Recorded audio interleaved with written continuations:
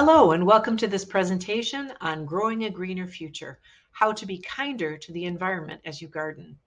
I'd like to start by thanking the Sault Ste. Marie Public Library for partnering with Clean North on this presentation. My name is Abby Obenchain. I'm the communications lead for Clean North, and I am also Clean North's gardening guru.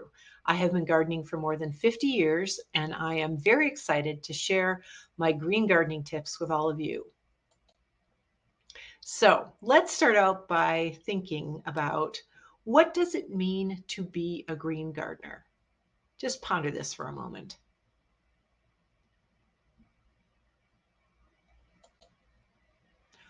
Words like green, sustainable, and eco-friendly have been floating around the gardening community for years, and they all basically reflect the same goal: do no harm to ecosystems and aim for an equal relationship with nature. Whatever we take from nature, we should give back at least as much. This is really important. We need to understand that a single act that we as gardeners take can throw an ecosystem into chaos or provide major benefit.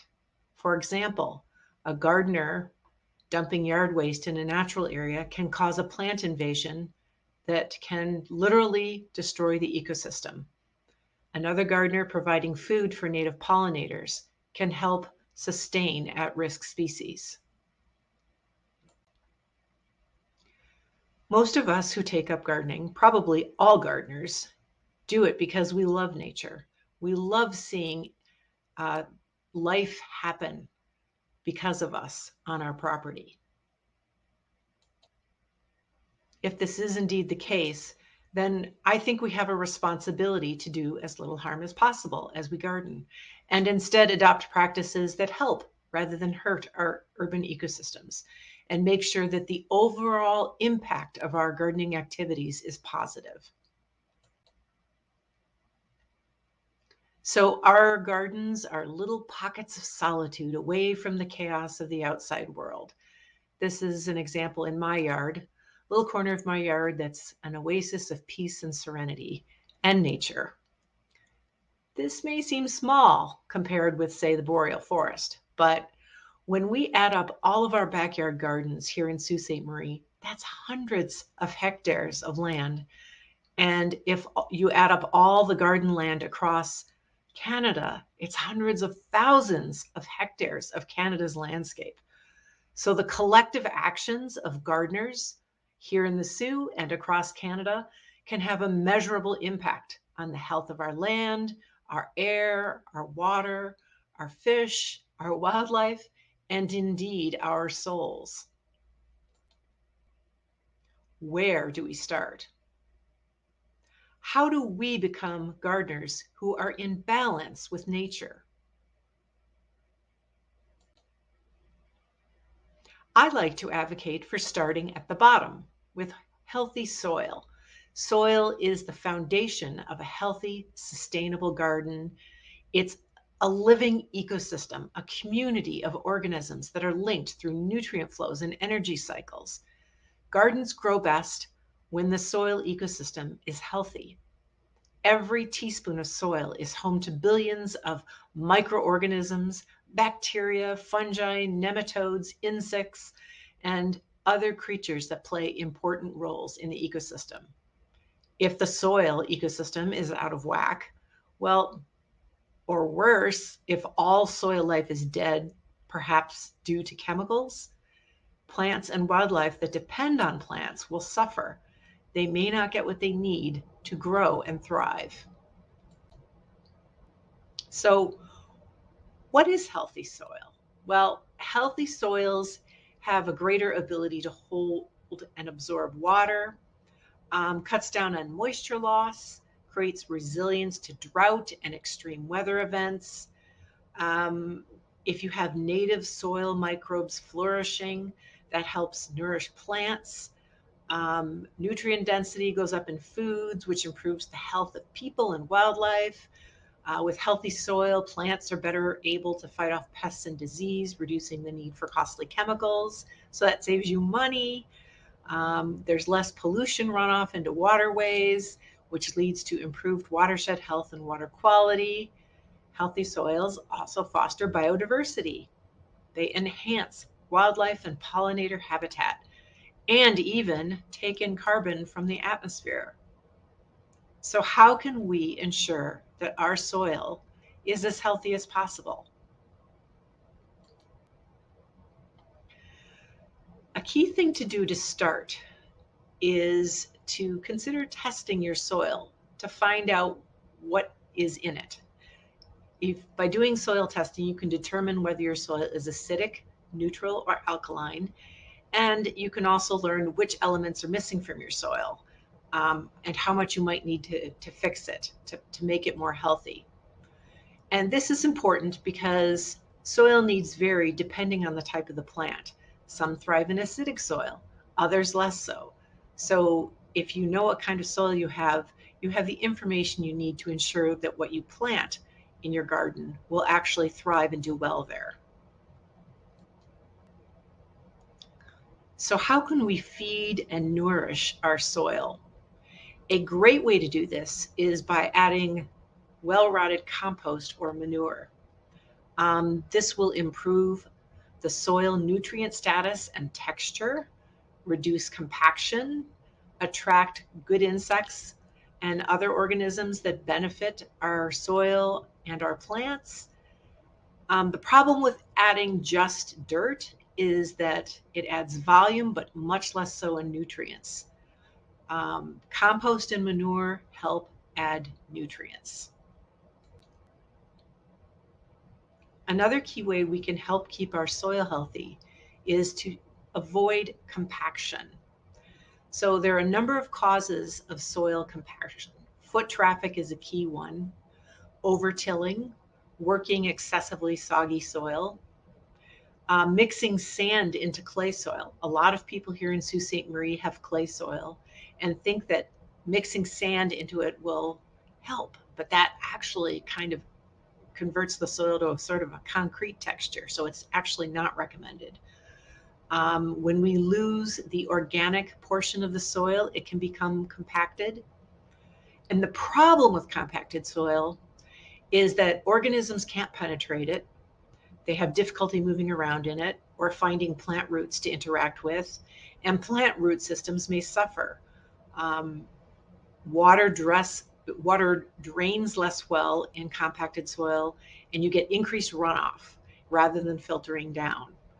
And this runoff from compacted soils near waterways or lakes can result in increased nutrient loading in our waterways, changing the chemical makeup of the water and leading to increased growth of unwanted algae and other aquatic plants. So there's really quite a few issues around compacted soil. Some people think that tilling is a way to address soil compaction, but actually tilling has become controversial. I strongly recommend that you read up on tilling before you do a massive tilling job in your yard or garden. Many experts now recommend minimizing the amount of tilling you do.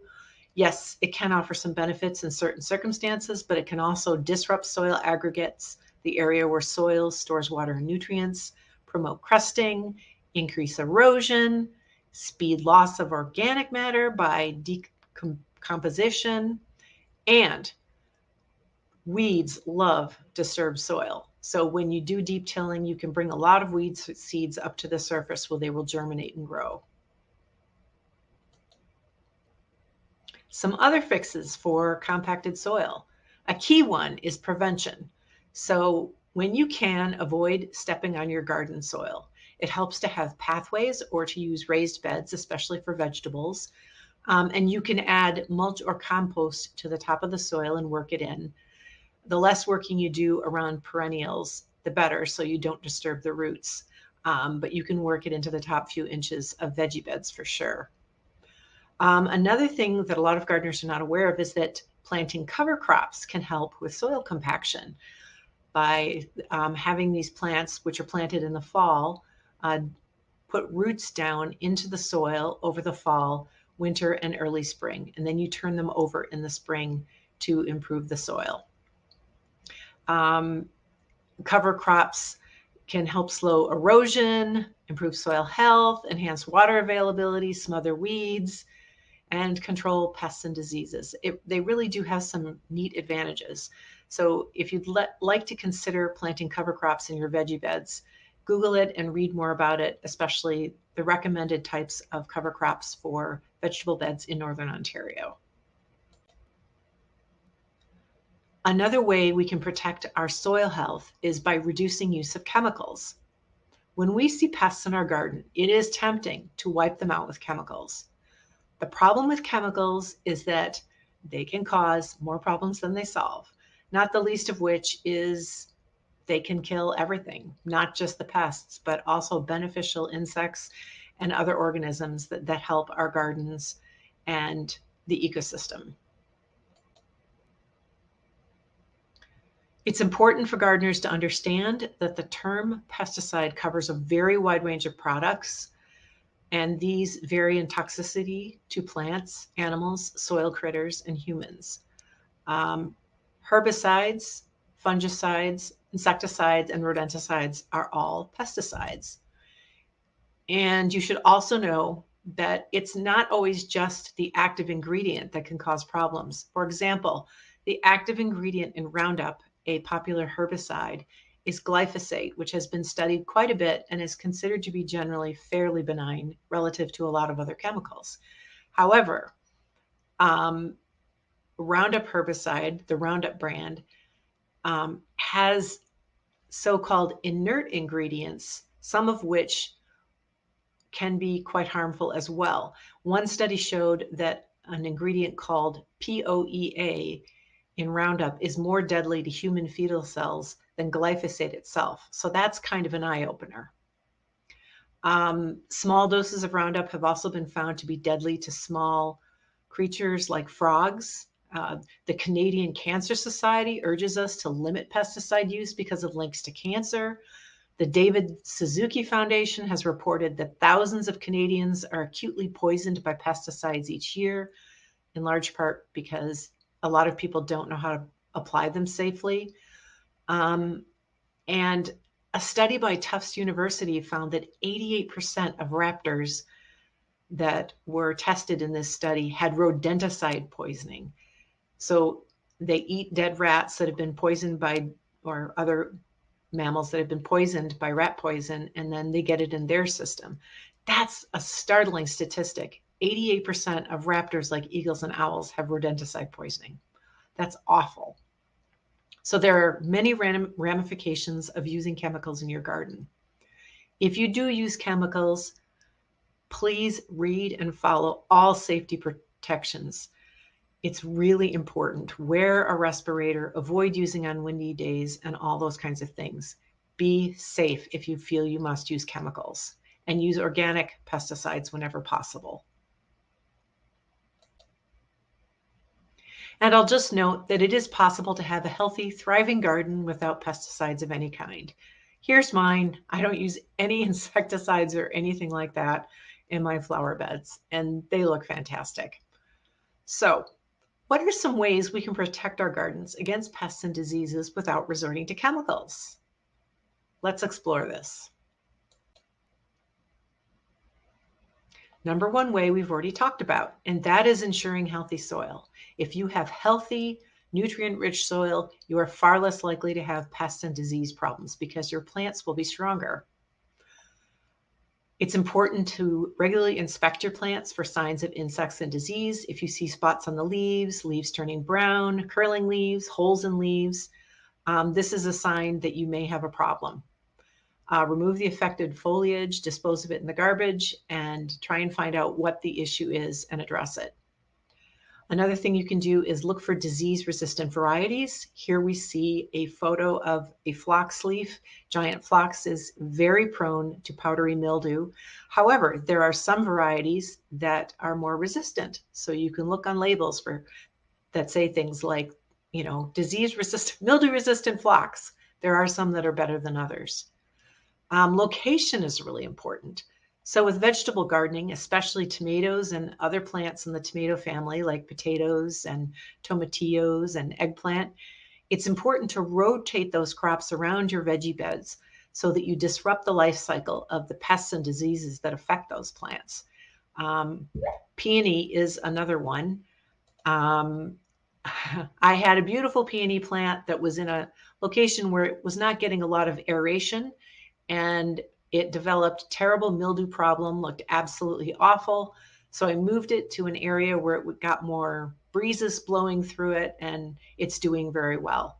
So location can be really important in terms of reducing risk of diseases. Be picky is another strategy. So when with some insects, they're large enough that you can actually see them and pick them off the plants. Sault Ste. Marie has a really bad lily beetle problem. Our regular lilies are very subject to being attacked by these bright red beetles. The good news is they're easy to see. You can pick them off and squish them, and you can make your lilies last a long time. If you don't do that, they're probably going to die. But I know people who've been quite successful at picking lily beetles off and successfully managing them this way. I have a friend, in fact, who's managed to keep her lilies here in the Soo alive for 30 years despite lily beetles, so it can be done. Diatomaceous earth is another great option. With this particular product, it desiccates insects. It's really great for earwigs. You can take a short length of hose, put diatomaceous earth in the middle of it. The earwigs crawl into it, die. You can empty it every few days and reapply. That is critical because rain will wash away diatomaceous earth, so it does need to be, you can't just put it out once. Here's a great recipe for insecticidal soap. The ingredients are water. Distilled water is preferable because tap water has some things in it that seem to inhibit the effectiveness of this particular formulation. Castile soap and vegetable oil. This product will, when you spray it on your plants that are infested with insects, it will kill them on contact, but there is no residual effect, so you will have to reapply. So I'm not a huge fan of wantonly killing ants. I think ants are fascinating creatures. They have complex social structures. However, if you get a huge anthill in one of your garden beds and it's really destroying your valuable plants, sometimes you just have no choice but to get rid of the colony. This particular formulation is fairly benign. It works really well for me. You boil together the icing sugar and the borax, let it cool, pour it into some foil, make a little nest, set it on the anthill, and the ants will disappear. Another great way to improve the health of your garden is companion planting. Most of you have probably heard of the Three Sisters method. This is one that is popular among our indigenous friends and neighbors. Corn, beans, and squash. Each of these three sisters contributes something to the planting. The corn offers the pole beans support. The pole beans pull nitrogen from the air and put it in the soil. Large leaves of squash protect through a mulching action that shades the soil, keeping it cool and moist and preventing weeds. And the prickly squash leaves are also a pest deterrent. There's also good and bad companion plants for tomatoes. They're another one that benefits from having certain plants planted with them and definitely some other ones not planted with them. So this is a fairly simple companion planting chart. You can also go really complicated with it. Here's a more complicated companion planting chart. So if you really want to get scientific about it and get the greatest benefit from companion planting, you can find one of these charts online and do some really careful planning of which vegetables you plant where in your garden to reduce the risk of insects and disease. Another terrific way to improve the health of your plants and reduce the need for chemical pest control is proper watering. It's best to water the base of the plants, not the leaves, and it's best to water early in the morning. If you water at high noon, you're going to have a lot of water loss through evaporation. If you water at the end of the day or early evening, then you could have wet foliage overnight, which will leave leaves more susceptible to developing fungal diseases. So proper watering can help reduce the need for chemicals and fertilizer and reduce water waste, which is increasingly important under climate change. The size and age of your plants can also affect their watering needs. So with young seedlings, they really need to be watered more often, but less amount of water. They don't like to dry out when they have tiny little root systems. More mature plants appreciate deeper watering less often to promote a deep root system. Will make them more resilient. Speaking of water, how you use and protect water is definitely another cornerstone of being a green gardener. We are super blessed to live on Lake Superior, but our summers, even here, are getting hotter and drier. We need to take care of our water. So in my humble opinion, every gardener should have a rain barrel. With rain barrel water, you get free water. It's better for the garden. It's ambient temperature, so your plants aren't getting a cold shower. There's no water treatment chemicals. There's more balanced pH. It reduces the stress on our sewer system. My only caveat is that you should use with caution on edible plants.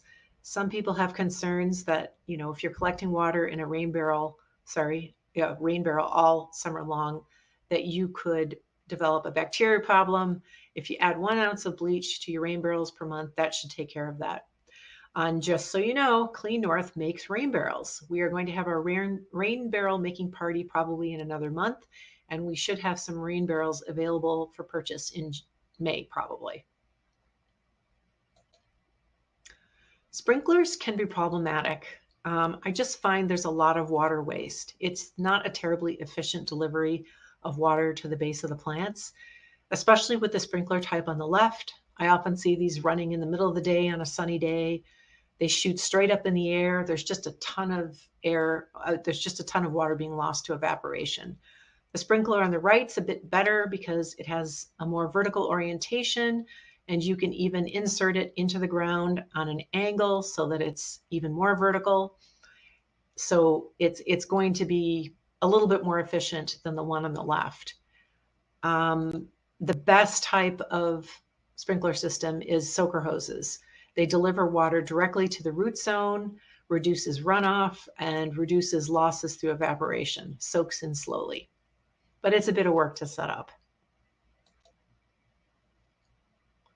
If you are really ambitious, you can collect your household surplus water, for example, from your dehumidifier or from your vegetable or pasta cooking, and use that to water your plants as well. Another great way to conserve water is through mulching. I recommend you add mulch no deeper than 2 to 3 inches deep. This helps to retain soil moisture and it helps reduce weed sprouting. But you just have to be a little careful with how you do this. Take a close look at the mulching happening in the photo on the left. Do you see any issues with that? So what's going on there is they're piling mulch right up against the stem of that plant, and that's not good for the plant. Leave a ring around the base of any plant that you're mulching, whether it's a tree or a perennial or a shrub, to prevent the development of stem diseases. The photo on the right, you see those red dyed mulch chips. There's not necessarily an issue with the dye. From what I've read, the dye is not necessarily problematic, although personally I'm not that crazy about having, red or black dyed mulch chips degrading in my garden. The bigger problem is we don't know the source of the bark chips. They could be from surplus pressure treated wood, and pressure treated wood has some serious chemicals in it and that we may not want in our yards and gardens. So if you can, get natural mulch. And by the way, Clean North has a Christmas tree mulch giveaway at the end of May and in August. So please watch our social media channels for that. And you can get some nice Clean North Christmas tree mulch. Another great way to conserve water is through xeriscaping. Now, this is something that people in the American Southwest are very familiar with, but probably people in Northern Ontario are less familiar with. What this is, it's the practice of designing landscapes to reduce or eliminate the need for water, including by getting rid of your lawn. So here's the deal with lawns. They are pretty much ecological deserts. They're water guzzling, they're fossil fuel managed through power tools. If you are ambitious enough to try some xeriscaping, I highly recommend it. Just be sure to choose plants that are drought tolerant, especially native plants. Native plants tend to be better adapted to our Northern Ontario conditions, so need less water. Native dwarf conifers like dwarf Alberta spruce are a really good choice for landscaping. If you choose to have a lawn, grow deep-rooted fescue grasses, which are drought tolerant, to reduce water usage. You can get these at Shaw Milling. They have all different kinds of mixtures of grass seeds there.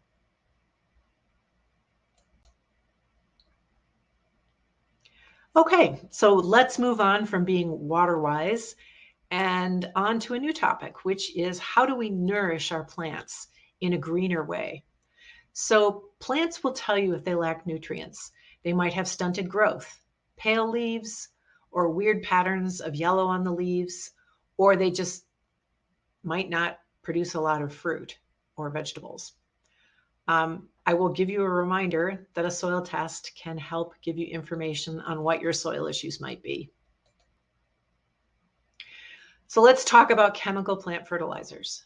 Can they make containers spill over with blossoms and give you the biggest tomatoes and the greenest lawn in the neighborhood? Absolutely.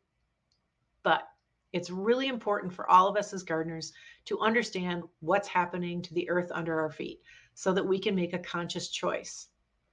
These chemical plant foods are primarily made from non-renewable sources, including fossil fuels. They do help plants grow, but they don't do anything to sustain the soil. And because the nutrients are readily available, there's increased danger of over-fertilizing, resulting in what is often referred to as burning the plants. Also, chemical fertilizers tend to leach away in water, so you have to apply them more often, and they can run into our waterways, which messes up the ecosystem, unnaturally fertilizing aquatic plants in rivers and lakes. So we end up with things like toxic algae blooms. Repeated applications of these plant foods can also result in toxic buildup of unhealthy stuff in our soils, like heavy metals.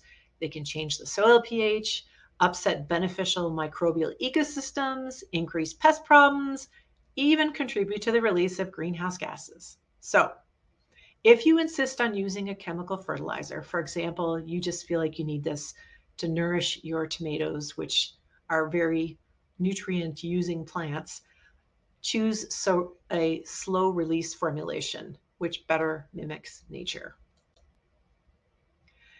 Are there natural plant food options? Absolutely. We've already talked about compost and manure. These are great options to improve the soil and add nutrients.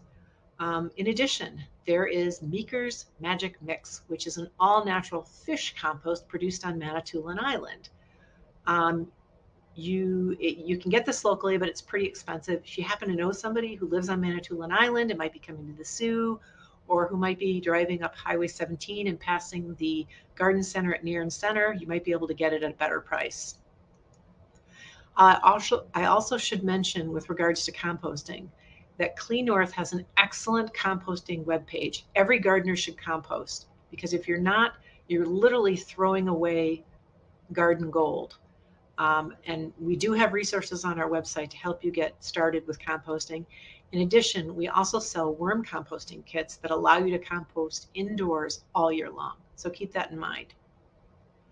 Manure, sheep manure, cow manure, another option, blood meal and bone meal. So blood meal is dried powdered animal blood, and it increases soil nitrogen.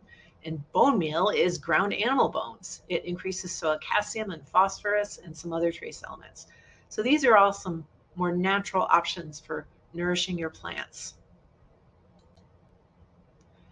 Okay, let's talk about weeds. What is a weed? Think about this for a moment. How do you define a weed? Well, in my view, a weed is in the eye of a beholder. Um, so, for example, at the upper right, you see plantain, which is a weed that I don't particularly care for. It pops up in my lawn. I think it's pretty ugly. It's not really a very nice looking weed. So I don't really care for it. But other people use plantain for medicinal purposes and see it as a high value plant. So once again, what is weed? It's in the eye of the beholder. What's weed for one person is not necessarily weed for someone else.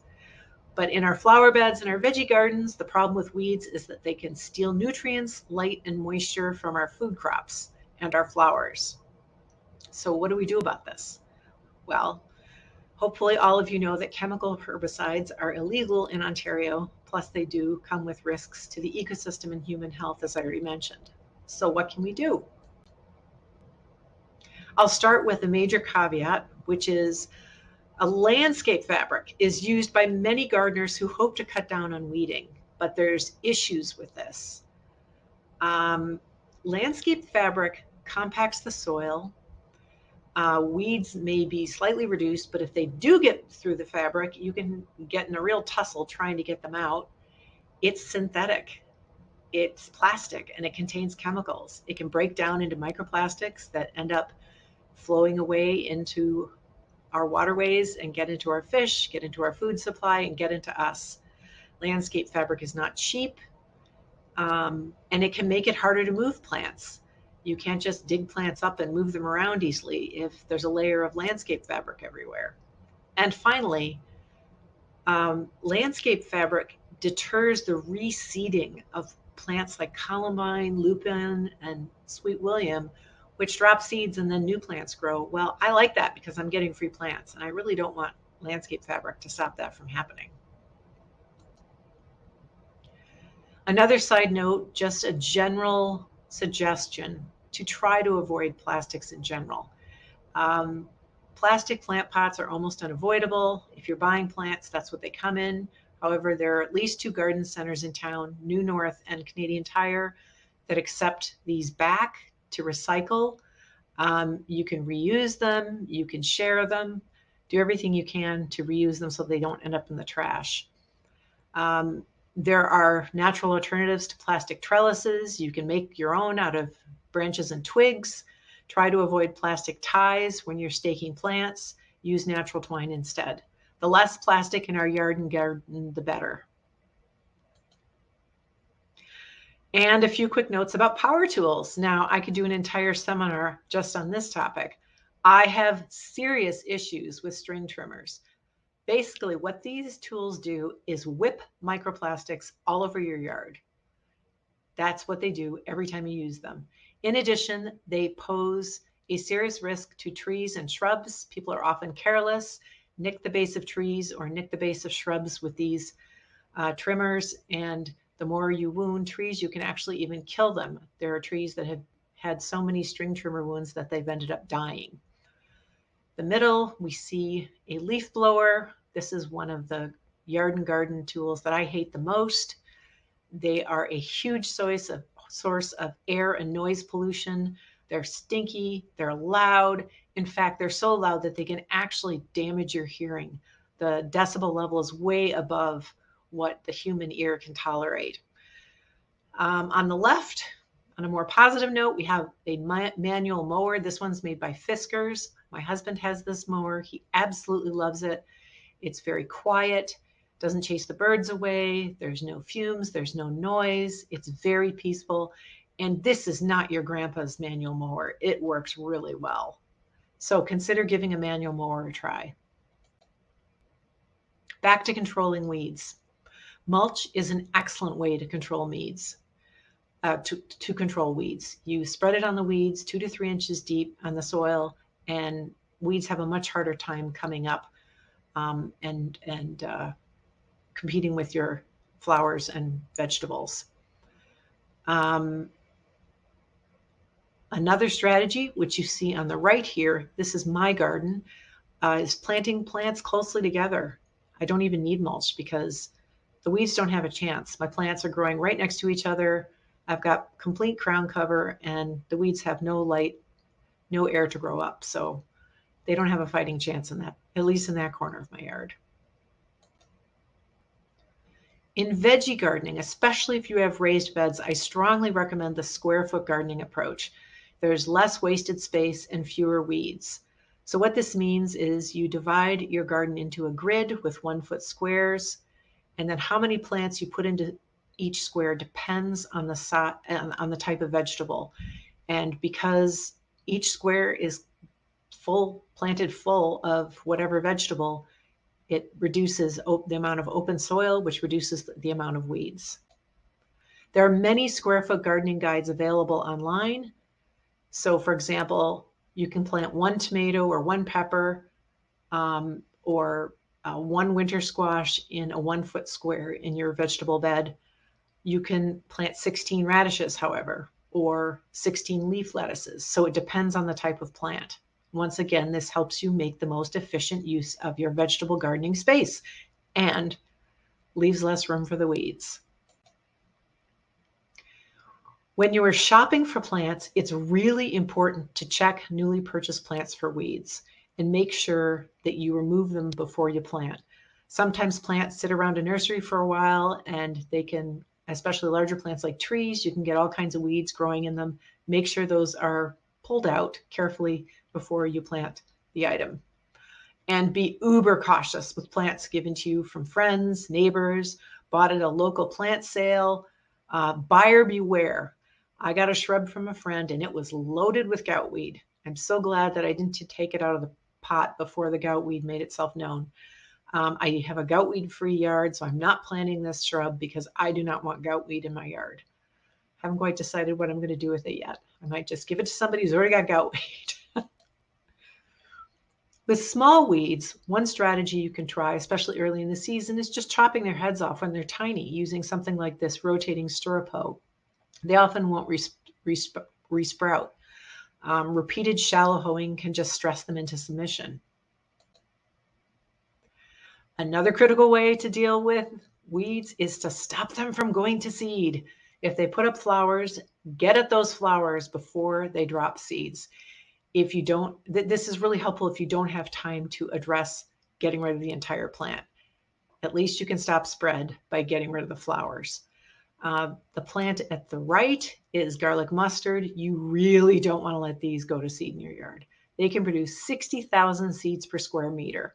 So you really don't want them going to seed. If you see these, get rid of them as soon as possible. Speaking of invasive species, managing these is critical to sustainable gardening. Please learn which garden species are invasive. Don't buy them. If you have them, please remove them, bag them, and toss them, and do not share them with others. In these photos right here, in the upper left, we have goutweed, which is escaping from a property off of 4th Line into the forest. On the right, we have periwinkle, which is one of the worst invasive species in Sault Ste. Marie. It's carpeting a massive area of a ravine off Lansdowne Avenue in central Sault Ste. Marie. And there are other natural areas in Sault Ste. Marie that are heavily affected by periwinkle as well. The problem with these invasives, they crowd out native plants. You get loss of native insects. That leads to loss of native birds, loss of small mammals, and so on and so on and so on. It just destroys the ecosystem from the bottom up. Here's that waste dump. Somebody went into a natural area, dumped their yard waste, and now yellow archangel is occupying a huge area in this natural area.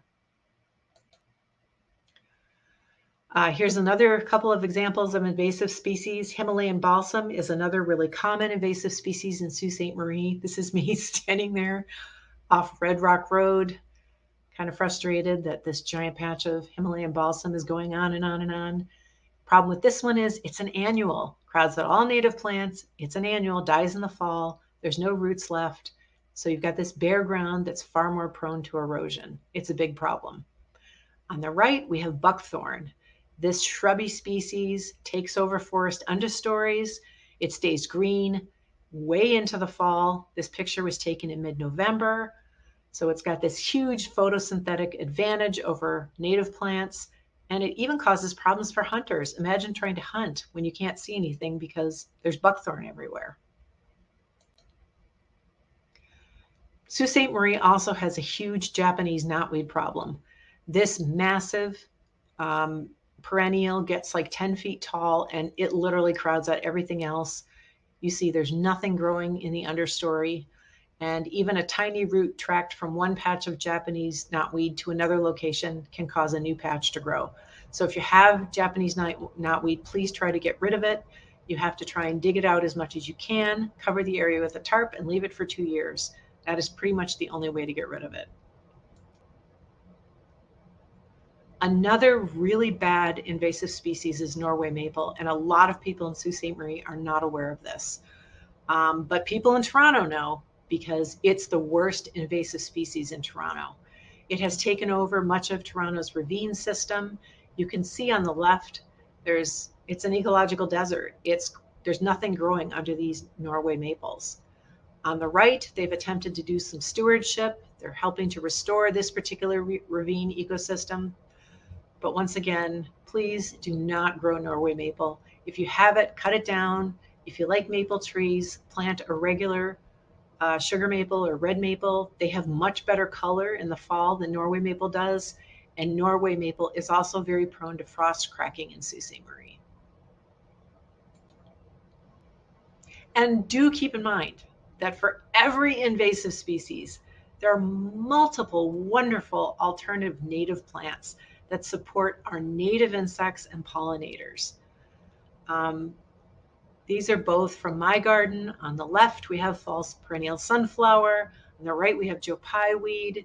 They are pollinator magnets. They have a long blooming time. They're beautiful plants, and they support our native pollinators. So I can't say enough about native plants. Here's a wonderful array of native plants that you could consider for your garden. Top row, far left, we have culver root, which I have and is the biggest pollinator magnet in my yard. I have the greatest diversity of pollinators of any plant on this particular species. Moving across from left to right, we also have purple coneflower, goat's beard, bee balm. The middle row, far left, we have trout lily, also known as dogtooth violet. We have smooth asters. We have bloodroot, tick seed. Bottom row, far left, blue cardinal flower, red columbine, butterfly weed, and red trillium. By the way, I got the red trillium at Canadian Tire, which every year has a native plant display, and this has grown into a gorgeous plant with dozens of flowers. I'm super happy with it. So that is one place to check for native plants is, believe it or not, Canadian Tire. The bottom line is, as gardeners, we are powerful to borrow from the field of dreams. If you plant native species, native critters will come. I planted swamp milkweed and monarchs came. So how can we foster native pollinators, animals, birds, other wildlife, large and small, in our yard? There's a number of ways. Number one, maximize plant diversity. Have a variety of plants, trees, shrubs, flowers. Have tall plants, short plants, vines, something always blooming, some evergreen like cedar for winter habitat. We've already talked about natural mulch and compost and the benefits those provide. Water sources. It's great to have a small pond or insect dishes placed on the ground. Bird baths, water sources are very helpful for wildlife. Minimize the chemicals. We already talked about that. Critter homes, so things like bat boxes, bird houses, toad houses. There's all different kinds of ways you can foster wildlife habitat in your yard. And you can Google that for more information. There's also bee houses as well. Fence gaps. Often today in neighborhoods, you see these massive privacy fences that are impenetrable by not just people, but also wildlife. So Consider the type of fence you put up in terms of whether or not it allows for continuous habitat for wildlife.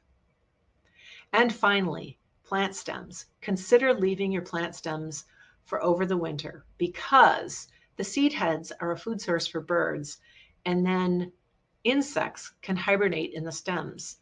And in the spring, don't be in too big a rush to clean up the plant stems. Leave them there for a bit so that the insects have a time to wake up and leave the plant stems before you start moving them around. The one thing that I would not recommend overwintering is any foliage that is diseased. So if you have mildew infested phlox or really diseased tomato foliage, put those in the garbage and get rid of them. Do not put them in your composter. So check out this front yard. This was my front yard when we moved in 8 years ago.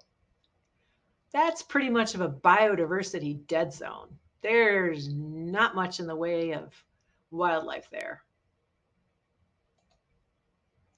And here's along my driveway 7 years later. I took this picture last August.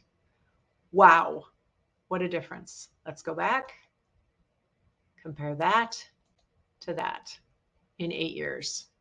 You can just imagine the variety of insects, pollinators, small mammals, birds that are able to get something from this particular garden. I wanted to show a couple of pictures from High Park area of Toronto. We visited there last summer and we were blown away. Most of the front yards have very limited or no lawn, tons of native plants, tons of flowers blooming. It was absolutely gorgeous and just wonderful. I would love to see more people in the Soo doing this. So, are you feeling a bit overwhelmed? This is a lot to take in, isn't it? To be a greener gardener, there are 7 key goals.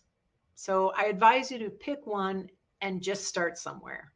You don't have to do it all at once. You don't have to fix everything all at once. The keys are improving soil health, increasing plant diversity, using water wisely, improving wildlife habitat, reducing chemical use, getting rid of invasives, and reducing plastic and fossil fuel use. Those are the things you want to focus on to be a greener gardener. So I'd like to thank each and every one of you for watching this presentation. If you have questions, you can visit our website or email info@cleannorth.org. And one excellent resource is the Master Gardeners of Ontario Facebook group. I can't say enough about them. They are a provincial leader in green gardening, and they have lots of good advice in that group. So if you're not a member, please consider becoming a member. I will finish by thanking the Sault Ste. Marie Public Library once again for the opportunity to partner with them on an Earth Week event. And I wish all of you a beautiful and green gardening season. Thank you and take care.